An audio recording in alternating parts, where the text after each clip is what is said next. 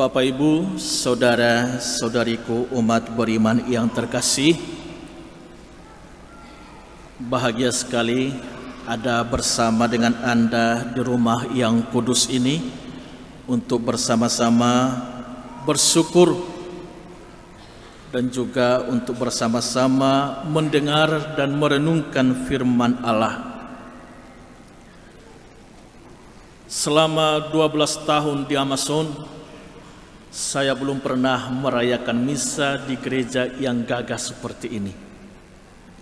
Dan juga belum pernah merayakan misa dengan jumlah umat yang sebanyak ini.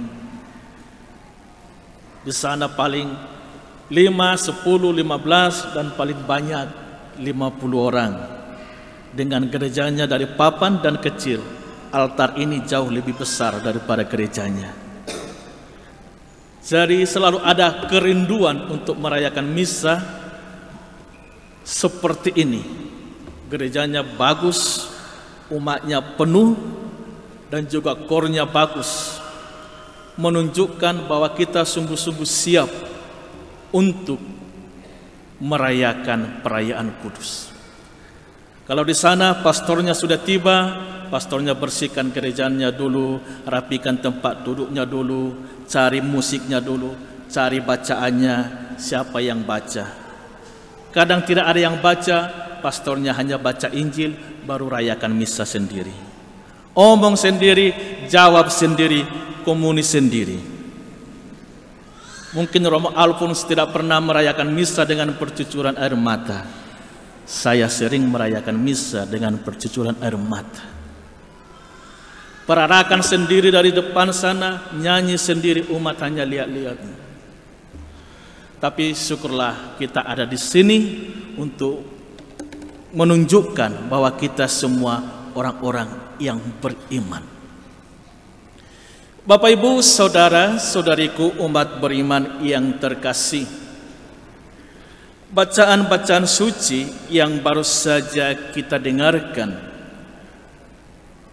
mengatakan 3 hal penting untuk kita renungkan bersama-sama sebagai seorang beriman yang masih berziarah di dunia ini. Yang pertama, jangan pernah memisahkan diri atau menjauhkan diri dari kasih Allah hanya untuk kepentingan pribadi, supaya kamu jangan mati.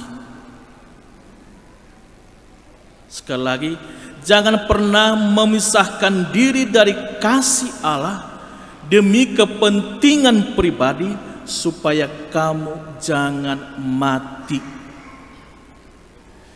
Di dalam Injil kita dengarkan tadi, anak bungsu berani mengatakan kepada ayahnya,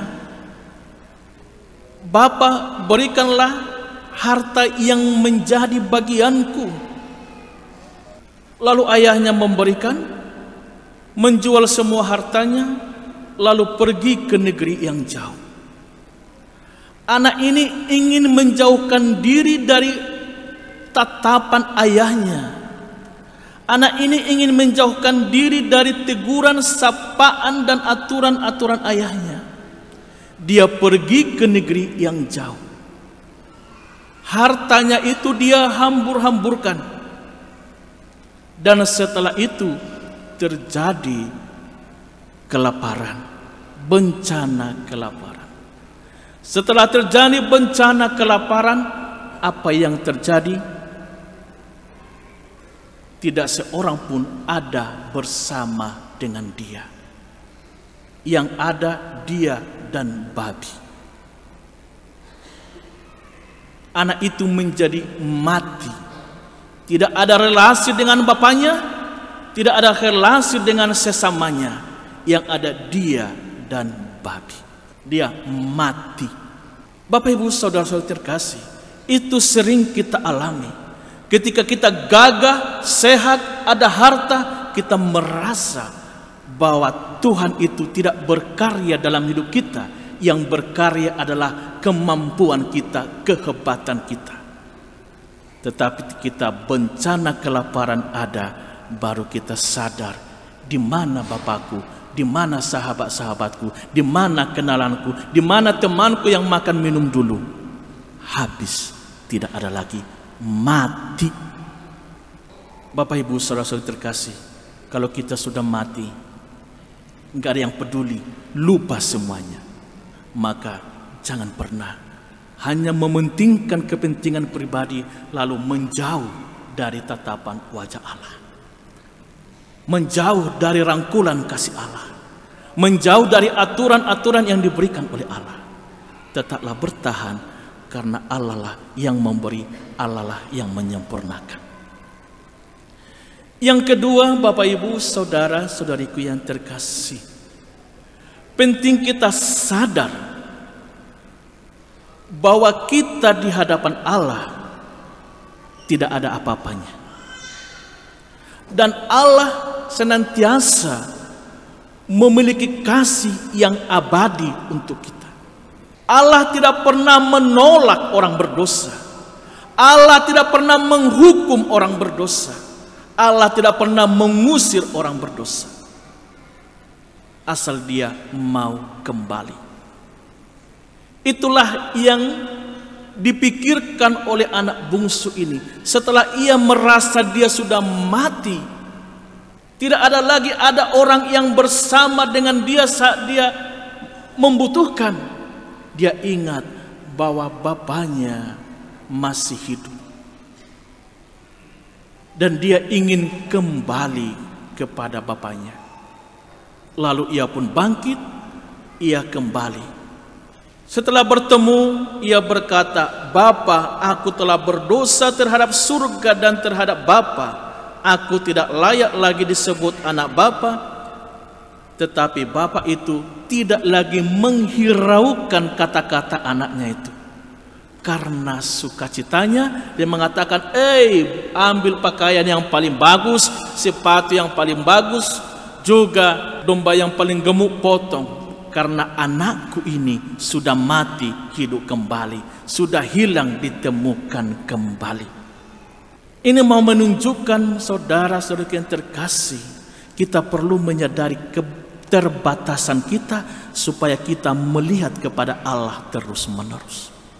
Itu perlu menyadari bahwa apa yang kita miliki saat ini, keadaan yang kita rasakan, yang kita miliki saat ini, karena ada campur tangan Allah. Maka jangan lupa untuk kembali dan bersyukur. Jangan menjadi orang-orang yang angkuh, jangan menjadi orang-orang yang sombong, jangan menjadi orang-orang yang merasa diri hebat. Kalau ada orang yang merasa seperti itu, sulit merasakan campur tangan Allah di dalam hidupnya. Banyak sekali orang tidak merasakan campur tangan Allah dalam hidupnya karena merasa dirinya hebat. Merasa dirinya hebat. Tetapi orang yang menyadari bahwa saya tidak akan berdaya tanpa Allah, maka ia akan bangkit dan terus menerus kembali ke pelukan Allah Bapa.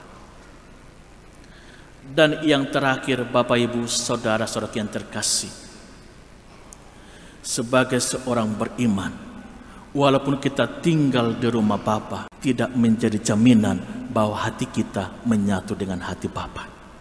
Seperti anak sulung, dia di rumah, dia taat kepada bapaknya, tapi tidak menghidupinya. Tidak ada ketulusan, tidak ada keikhlasan, tidak ada keterbukaan dan kerendahan hati.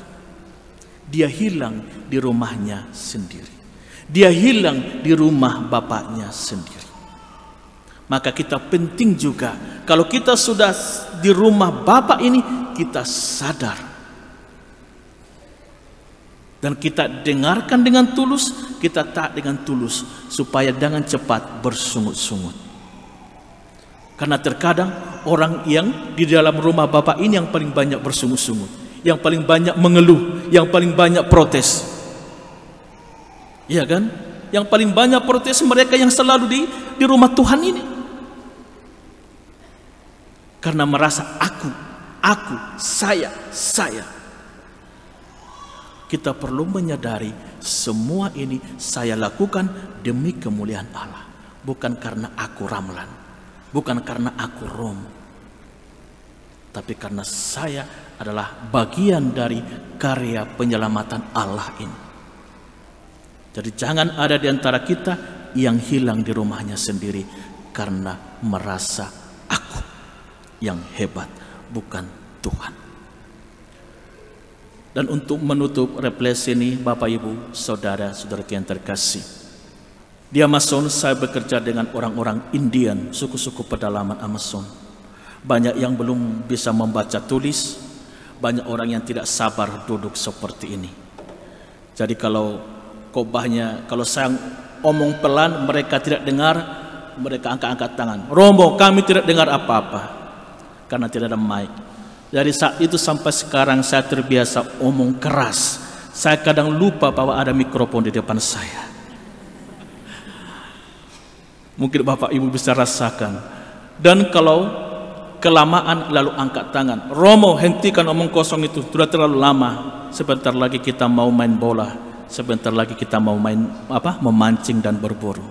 Tapi apa yang mau saya katakan, saudara yang terkasih, sesibuk apapun mereka memikirkan main bola, memikirkan memancing, bosan di gereja, tetapi kalau kita ajak untuk berdoa, mereka datang. Mereka datang. Mereka tidak mengatakan nantilah, enggak, mereka datang. Hanya kita harus tahu bahwa mereka tidak terbiasa untuk duduk, maka kita harus berusaha untuk cepat. Tapi hati mereka untuk berdoa selalu ada. Itu penting. Sudah ada gereja yang bagus, sudah ada struktur yang bagus, hati ini rindu untuk berdoa. Itulah yang membuat kita bertahan dalam kesulitan di Amazon. Saya ingin bahwa kita semua juga menunjukkan itu. Hati yang rindu untuk ada bersama dengan Tuhan. Sibuk, tinggalkan sebentar. Mari kita ada bersama dengan Tuhan. Amin.